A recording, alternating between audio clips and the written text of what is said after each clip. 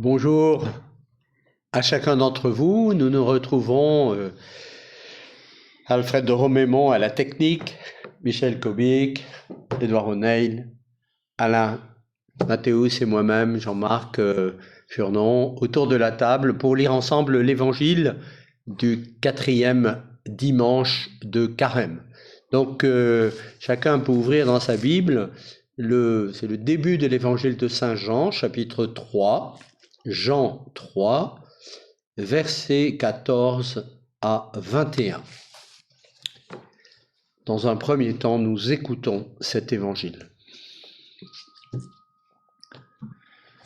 En ce temps-là, Jésus disait à Nicodème: « De même que le serpent de bronze fut élevé par Moïse dans le désert, ainsi faut-il que le Fils de l'homme soit élevé, afin qu'en lui tout homme qui croit ait la vie éternelle.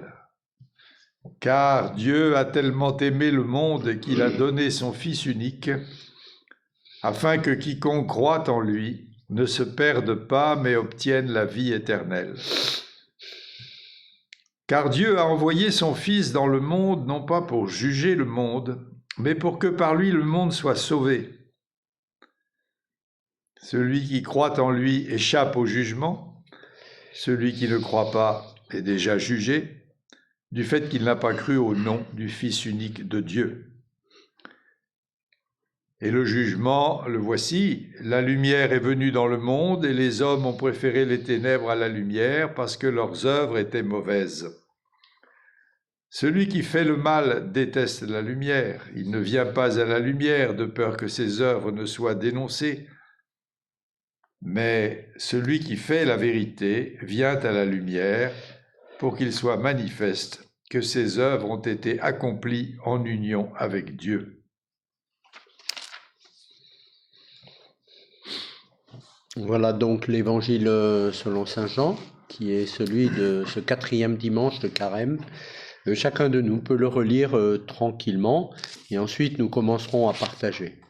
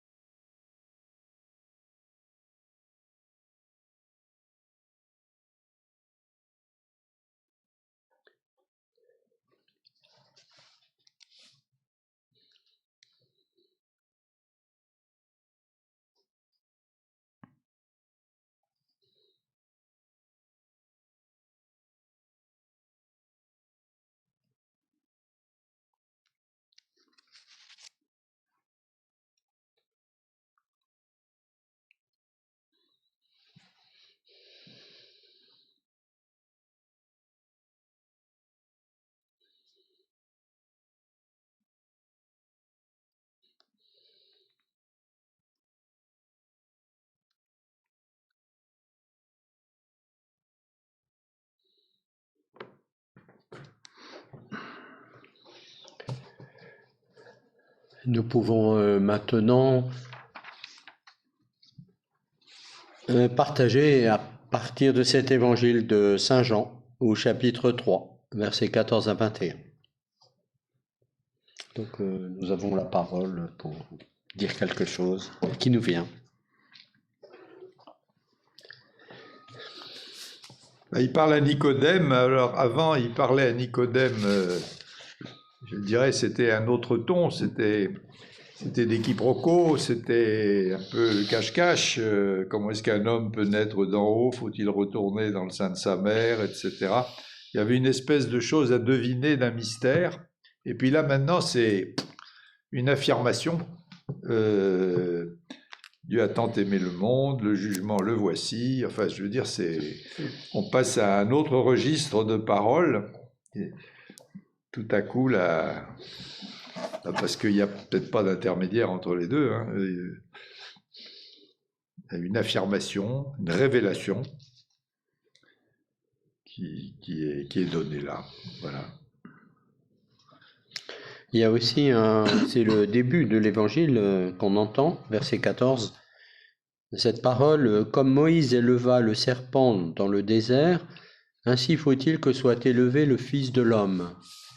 Alors ça, c'est l'annonce de la passion du Seigneur, élevé.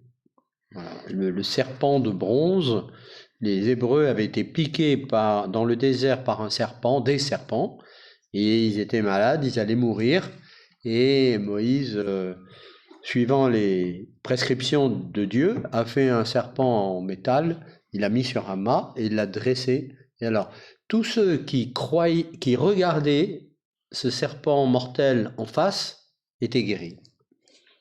Alors, il fallait encore regarder pour être guéri. Et là, il dit, c'est Jésus qui devient le serpent, comme le serpent plutôt, élevé de terre, donc mis à mort, et on est au chapitre 3 de Saint Jean.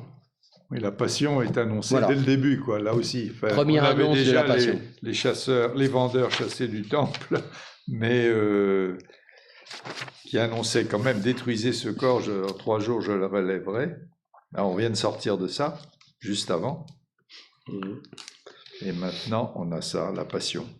Donc, ce que tu disais maintenant, Jésus parle clair, enfin, eh bien, ce passage, enfin, cette rupture peut nous mettre de ce côté-là, quoi. Ouais. Nous met de ce côté-là.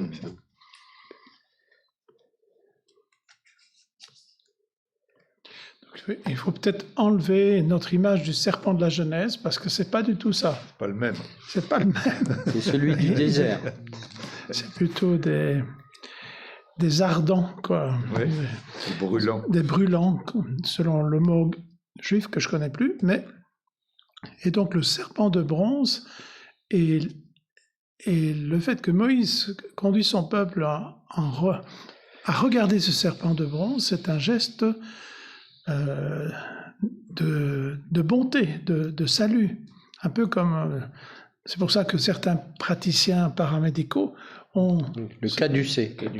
Oui, le caducé se reconnaissent à ça. Donc, ce point est important. Tout comme le Fils de l'homme soit élevé, Jésus parle de lui. Élevé, c'est l'annonce, comme dit Jean-Marc, de la croix. Mais en même temps, être élevé, ça, il faut aller plus loin que la croix. Ça se dessine déjà. Surgir du tombeau, c'est être debout. C'est le sens aussi, parfois liturgique, du fait qu'on, quand on le peut, c'est bien d'être debout, quoi, pour manifester que nous sommes des vivants, c'est-à-dire que la vie éternelle nous est donnée, comme dit le texte, afin qu'en lui, tout homme qui croit ait la vie éternelle. Car, il l'avait dit avant, Jésus n'est pas venu pour les bien portants, mais pour ceux qui sont malades, pour ceux qui sont pécheurs. Et donc, c'est l'affirmation qu'un salut est possible. Et au fond, que celui qui sauve, c'est lui, le Fils de l'homme. Quand il est élevé, il est le sauveur par excellence. Donc, c'est vrai que, comme disait Édouard aussi, il y a une affirmation nette par rapport aux paroles avant. Jésus dit qui il est, qu'est-ce qu'il va faire, qu'est-ce qu'il va vivre. Mais il y a aussi ce signe les serpents, les brûlants, tu dis, du désert, et qui tuent, enfin, qui risquent de tuer le peuple, ou qui le tuent, en fait, c'est le même serpent qui est signe de mort et élevé le signe de vie. Oui. Donc, il y a un signe de vie qui passe à travers le corps de Jésus élevé sur la croix. À travers la mort de Jésus. Oui. Ah oui, oui, tout à fait. C'est d'ailleurs là où il paraît être le plus impuissant à nous sauver, puisqu'il est crucifié, qu'il est en train de mourir. Et c'est pour ça que certains auteurs spirituels parlent de la croix comme le lieu de gloire, et de souffrance et de gloire. Il y a le mot élevé, le mot élevé dans ce passage-là est intéressant parce que, comme tu le disais Alain, il évoque plus que la croix. C'est-à-dire, c'est le mouvement. Il faut garder cette expression élevé de terre parce que un peu plus loin dans l'Évangile, on aura « Lorsque j'aurai été élevé de terre, j'attirerai à moi tous les hommes ». Donc, le mot élevé a une forte...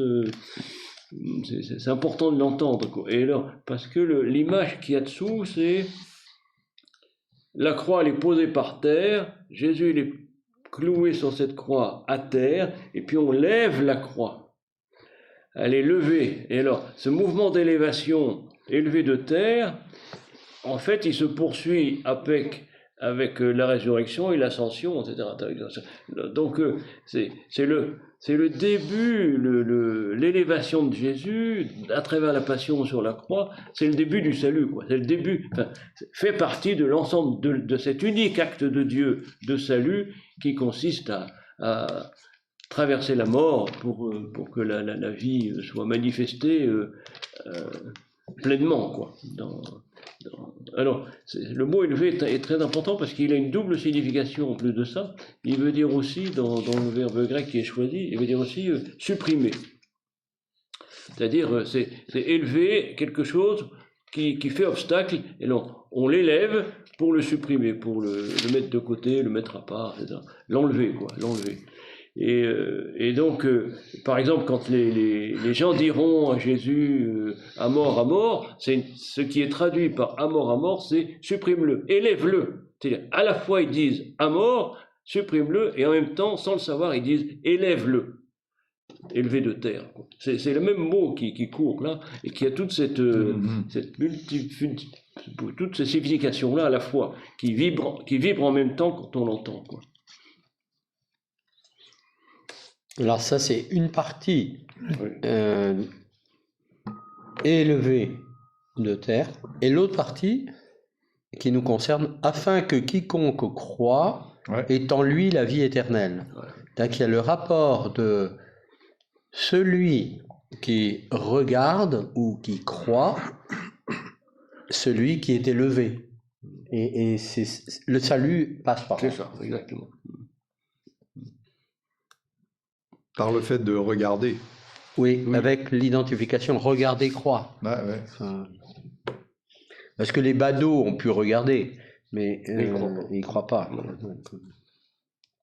Mais c'est ce qui est cité dans la Passion de Saint Jean, non? Ils regarderont celui qu'ils ont transpercé. C'est le prophète, je ne sais plus lequel. Là. Et après, avec Saint Jean, c'est ça qui est redoutable avec Saint Jean, c'est que tous les mots quelquefois on dit il a peu de vocabulaire. Alors, il a peu de vocabulaire, mais chaque mot est chargé de multiples significations. Alors c'est redoutable parce que on peut très bien se laisser piéger par une seule signification et du coup laisser passer toute la profondeur de ce qui est indiqué là, quoi. C'est pas très grave d'ailleurs parce que il le redit un peu plus loin autrement. Oui, mais certains mots reviennent, et c'est comme ça qu'on reconnaît Saint Jean. Ou bien qu'on reconnaît, par exemple, qui parle du Fils ou du Verbe, par exemple. Là, dans le prologue de Saint Jean, on parle du Verbe. Mais ici, ce qui revient, c'est la lumière. Lumière et vie, ça revient très, très souvent chez Saint Jean, et dans le texte aussi. Donc quand on parle de la lumière, c'est qu'ils n'ont pas reçu la lumière, ou bien, pour rejoindre le thème de la croix, ils n'ont pas élevé leurs yeux vers la lumière. Celui qui est élevé est la lumière du monde désormais. Pour faire un rapprochement peut-être un peu audacieux, c'est que on a, dans un dimanche de carême, parlé de la transfiguration quand même. Et c'est une montagne, c'est un Tabor, c'est la montagne Tabor. Et Jésus est apparu dans sa divinité qui s'offrait à nous, au regard en tout cas. Bien, et ici, désormais, Saint Jean va nous indiquer que la vraie gloire de Dieu, c'est pas sur le mont Garizim, c'est pas sur le mont Tabor, c'est sur la croix. Voilà. Donc c'est pas non plus le Golgotha, c'est sur le bois de la croix, ce que certains peintres ont bien manifesté en montrant cette apparition de la lumière à travers les éléments déchaînés autour de Jésus qui meurt, quoi. Alors c'est ça le jugement qui vient après, quoi.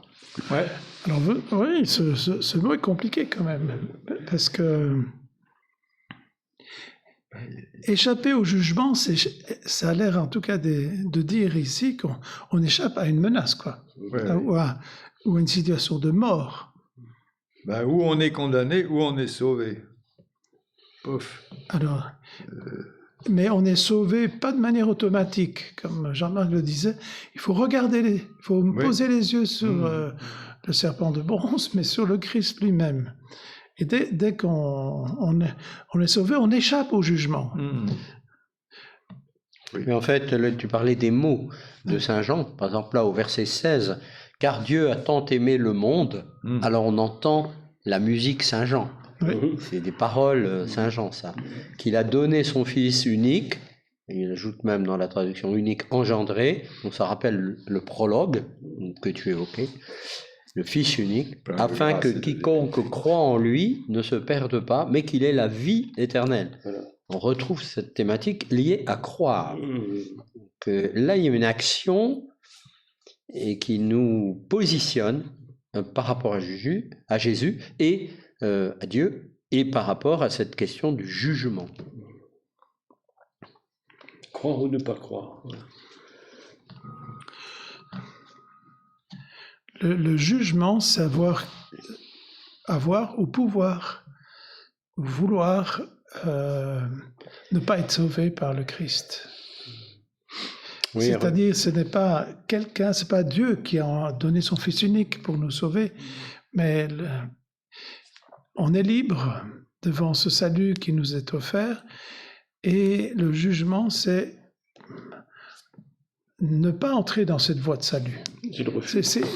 Oui. Donc, Et ne pas vouloir regarder ce qui va sauver. Peut-être que je m'exprime mal, mais c'est bien montrer que c'est pas Dieu qui nous juge, quoi. C'est pas Dieu qui nous plonge en enfer, pour dire un peu de manière populaire. Et ce qu'il dit au verset 20, il dit « Quiconque en effet commet le mal et la lumière », du verbe haïr, il n'aime pas la lumière et ne vient pas à la lumière, de peur que ses œuvres ne soient démontrées coupables. Donc le fait de ne pas venir à la lumière juge l'homme. Oui. Voilà. Donc du point de vue de Dieu, c'est pas une condamnation qui tombe comme ça, c'est en fait comme constater que l'homme ne veut pas venir à lui, quoi, à la lumière. Il préfère l'obscurité, comme il aime mieux. La lumière est venue dans le monde, et les hommes ont, alors mot à mot, les hommes ont mieux aimé l'obscurité que la lumière, parce que leurs œuvres étaient mauvaises. Ils préfèrent l'obscurité à la lumière. Parce que, pour se cacher, quoi. Alors, en plus de ça, c'est intéressant, je trouve, le parallèle qu'il y a à la fin de ce passage. Quiconque fait le mal déteste la lumière, n'aime pas la lumière. Celui qui fait la vérité vient à la lumière. Alors, du coup, ça fait entendre que celui qui fait le mal en question, c'est un mensonge, puisque ça s'oppose à la vérité. Celui qui fait le mal celui qui fait la vérité. Quand on prend le parallélisme, le mal, c'est l'opposé du mensonge, C'est l'opposé de la vérité, donc le mal, c'est le mensonge. C'est croire, c'est ne pas, enfin, c'est croire dans son cœur, c'est ne pas croire dans son cœur que Dieu nous aime, quoi. Ce qui est un mensonge. Oui, ou pour le dire autrement, dans notre expérience, faire la vérité ou accepter ou reconnaître le mal que nous avons pu faire, rien que ça, c'est voir arriver le chemin de la conversion. Oui, bien sûr. Alors, si je ne veux pas quitter ce chemin du mal, il vaut mieux que je dise rien, il vaut mieux que je ne vienne pas à la lumière et que je continue à tirer profit de cette situation. Oui, tout à fait. C'est Oui, parce qu'évidemment... C'est la peur d'être dévoilé comme menteur. Oui, alors moi je dis autre chose, je dis la peur aussi d'être appelé à changer, de quitter cette voie-là. Oui. Bon, pas forcément d'être... Oui, tu as raison. Parce que l'amour de Dieu va pas nous accuser comme ça, quoi. Oui. Mais nous, on prend de facto, en reconnaissant nos fautes, le chemin de la conversion, quoi. Alors, et ça... On entre dans la vérité, dans la vérité du pardon, quoi, c'est ça. C'est que la vérité de l'amour de Dieu, quoi.